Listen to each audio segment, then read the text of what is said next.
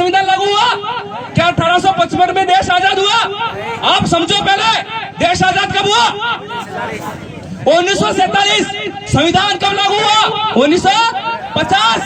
जबकि हमको हमारे अधिकार 1855 के अंदर मिल गए थे और वो दिलाने वाले थे हमारे आदिवासी।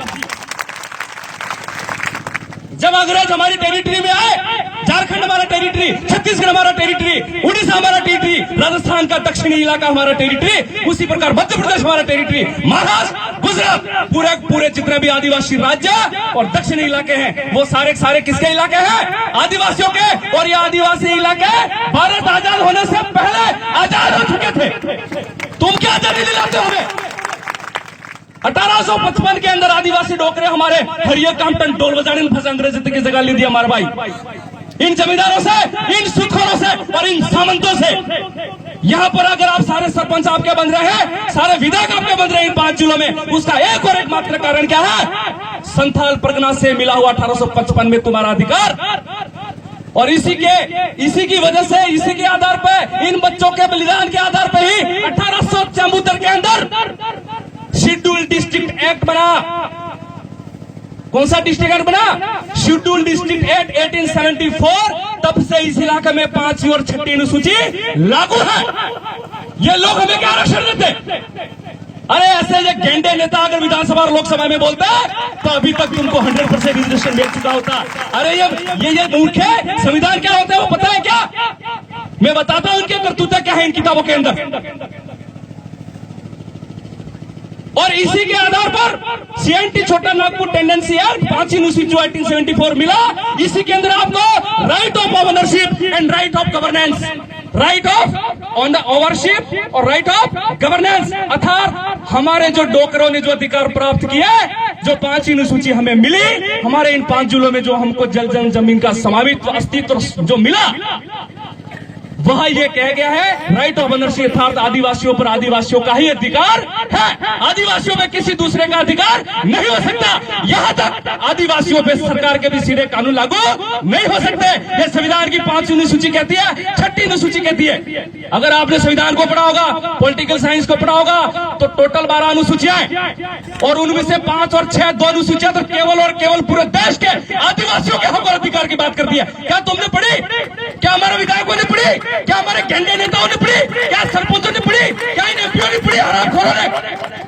अगर ये 5वीं और 6ठी अनुसूची संविधान के अंदर पढ़ते तो ये नौबत नहीं आती। आज मेरे को शायद इतना गला फाड़ के बोलने की जरूरत नहीं पड़ती और तुमको इस पंडाल में बैठने की जरूरत नहीं पड़ती।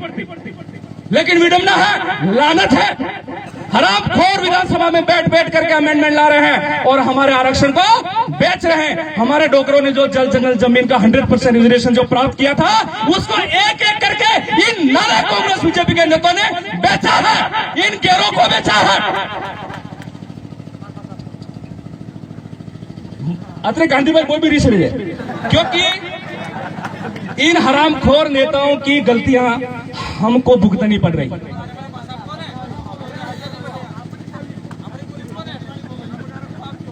पांचवी अनुसूची लागू हुई, अपने डोकरों का राज लागू भी हो। अनाबाद एक और हमारे समाज का बहुत ही धुरंधर 25 साल की उम्र में शहीद होगा भाई, उसका नाम था बिरसा मुंडा, महामानव, क्रांति सूर्य, आदिवासियों का भगवान, गांधी से भी पहले का गांधी, धरती आबा बिरसा मुंडा। इस बिरसा मुंडा की वजह से, और हमको कौन सा अधिकार मिला? काश्तकारी संशोधन अधिनियम इस बिरसा मुंडा की वजह से मिला, जो मात्र 25 साल की उम्र में शहीद हो गया अंग्रेजों से लड़ते हुए। तो ये अधिकार किसने दिलाए? कांग्रेस ने दिलाया क्या? बीजेपी आ लिया? कांग्रेस से आ लिया? खड़ी पार्टी आ लिया? वो ये बात करो थे है? और क्यों बीजेपी ना युग और भैरसिंह शेखावत हंगला लिया तो हंगला सरपंच भैरसिंह शेखावत की वजह मिल रही है, और फिर राजीव गांधी। अरे मूर्खों, ये 100% रिजर्वेशन जो आपको है ना राजनीति में और नौकरियों में और जल जंगल जमीन का, वो ये बिरसा मुंडा और ये जो छोटे मोटे चांद भैरव दिला के गए आपको। अरे तुम तो बचा नहीं पा रहे हो मेरे भाई। बीजी बात है जनसंख्या और हमारा धर्म पे चौंकी मणिलाल जी पूरी बात करेंगे, कांति भाई रोहत ने बहुत सारी बात बता दी, लेकिन मैं आपको बता दूं 1881 में अपनी जनगणना भी अपने आदिवासियों की ने 1950 में बंद कर दी थी। बाहर हंगल की जनसंख्या वेरियन, हंगलों को धर्म है, हिंदुओं का अपना धर्म है, मुस्लिमों का है, सिख का है, ईसाई का है, और हमारे देश में मात्र 1% जैन है, फिर भी उसका धर्म अस्तित्व में है और वो धर्म के लिए कुछ भी कर जाते हैं। तो मुझे को देश में अपने भारत की संख्या में 12% रुपया में थी 12 तो अपने धर्म खरे को मार पाई है, खरे धर्म को थोड़ा हिंदू में हो, थोड़ा मुसलमान में हो, थोड़ा सिख में हो, थोड़ा ईसाई में हो, तो क्या धर्म खरे को? अरे हमारा आदिवासी धर्म है, आपने डोकरों को धर्म, प्रकृति पूजा, आदू धर्म, डोकरा केन गए आदू धर्म, जिमड़ा फेरा को धर्म, वनवासी कल्याण में फेंका, आरएसएस में फेंका। आरएसएस का पूरा नाम क्या, मुझे कोई बताएगा आप इसे? आरएसएस को पूरा नाम क्या? वो भाड़े को भाई, राष्ट्रीय स्वयं सेवक संघ। क्या है? राष्ट्रीय स्वयं सेवक संघ नहीं है, उसका पूरा नाम है रेशियल सुपर सिस्टम, अर्थात उच्च वर्णीय व्यवस्था, अर्थात ऊंची जातियों द्वारा बनाया गया एक ऐसा संगठन जो निचले तबके की जातियों को हमेशा से हमेशा शोषित, दमित, अत्याचार और दबाए रखेगा। और हम आरएसएस के क्या बन रहे?